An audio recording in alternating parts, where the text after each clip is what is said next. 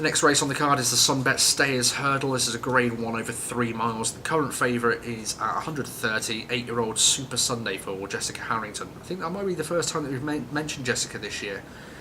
He beat Faheen last time out on heavy ground over 2 miles, where Faheen tried to make all the running but didn't quite last home. So you can see, if you look at it a couple of years ago when Faheen was all the beating, that would be a result to certainly make you take notice. But for me, Faheen's not the horse he was, but I'm not going to discount anything from Super Sunday on that. Like I mentioned, beating Faheen is one thing. Looking at the other form in there as well, where he was second on his last start over 3 miles, and that was to Apple's Jade. He was 4 lengths clear of Bapalm in third at Leopardstown, and that was back in December. So you can see over this form it has got a bit of distance. Apple's Jade would have been a big player in here, but she's obviously going to go for the OLBG mares on the Tuesday instead. We were second at Aintree in the Liverpool Stayers Hurdle behind Yanworth last year, so which is interesting because Yanworth again is in this market at 5-1, as we'll cover off in a minute or two. Super Sunday won the Coral Cup last year with the ill-fated Taquin de Sol back in second, so you can see again with Cheltenham form on his side. 130 does look a little bit short for this horse, as I'll come on to. By one of my bankers at the festival, one of the horses that I'll be most backing is second in the market here, which we'll move on to now, and that is for Jed O'Keefe, and that's Sam Spinner.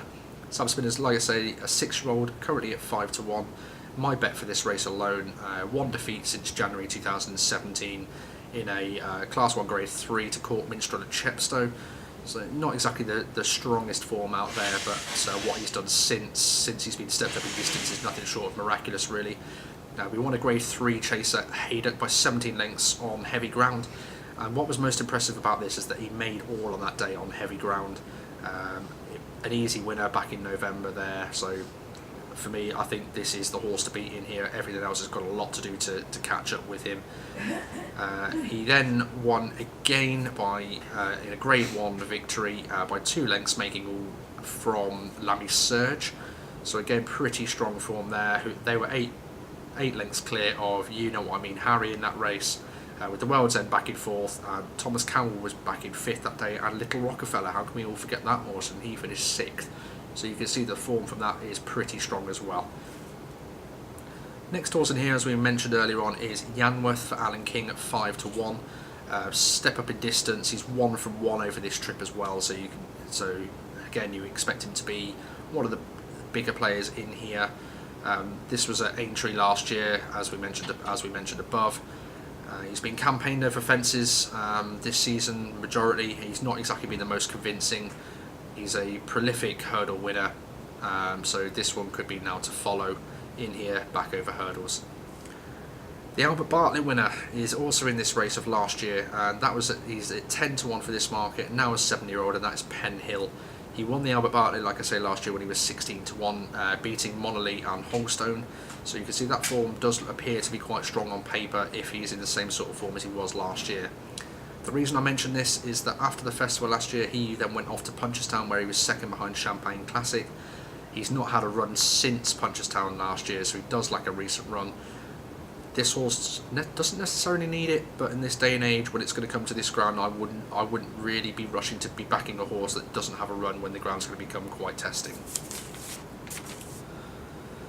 The next one in here is Nicky Henderson's 12-1 8-year-old Lammy Surge.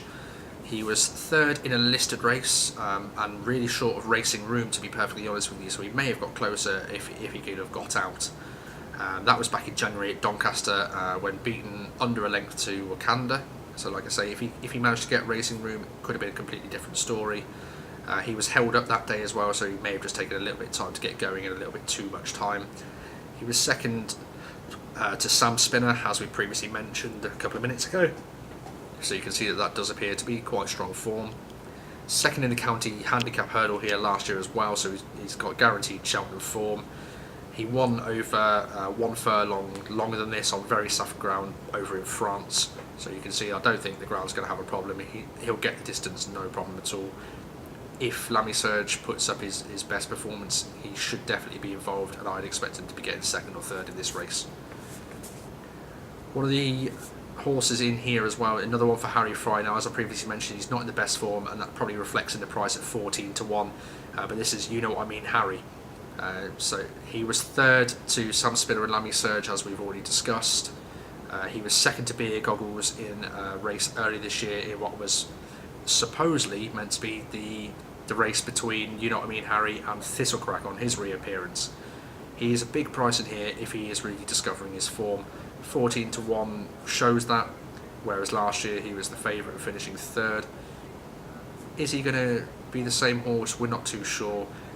Harry Fry seems to think that he's really big in the market price-wise. If he is in the form and has the fitness edge to him, he could certainly get something in here. Last one just to cover off is Holstone for Nigel Twister Davis. It's certainly the first time that we've mentioned him during the festival. This horse is currently 14 to 1. He's got patchy form really, but he does like to make the frame here at Cheltenham.